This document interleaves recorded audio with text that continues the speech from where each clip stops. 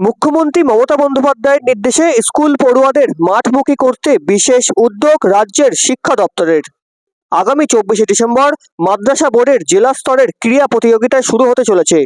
আর তারই আগে উত্তর 24 পরগনা জেলায় আজ দুপুর 1:30 নাগাদ বারাসাতে জেলা শাসক দপ্তরে একটি আলোচনা সভার আয়োজন করা হয়। সেখানে উপস্থিত হয়েছিলেন রাজ্যের খাদ্যমন্ত্রী রথীন ঘোষ। এছাড়াও উপস্থিত ছিলেন মাদ্রাসা বোর্ডের একাধিক আধিকারিকেরা এবং প্রশাসনের আধিকারিকেরা। জানা গিয়েছে এবছর মাদ্রাসা বোর্ডের জেলা স্তরের এই স্পোর্টস অনুষ্ঠিত হবে হাবড়ার বাণীপুর মাঠে। স্পোর্টস হবে, তার যে মিটিংটা হলো আর কি প্রাইমারিলি, সেটা হচ্ছে যে এবছরে আমার ওইখানকার যে পেট্রন করে পাঠিয়েছে গাবু, সেই মিটিংটা আমি এসেছিলাম।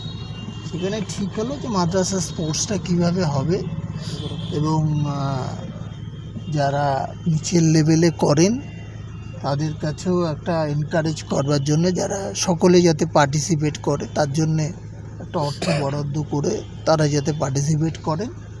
আর বাণীপুরে এই যে জেলা স্পোর্টসটা বাণীপুরে হবে এবং সেইখান থেকেই যারা ভালো করবেন তারা স্টেট মিটে পার্টিসিপেট করবে।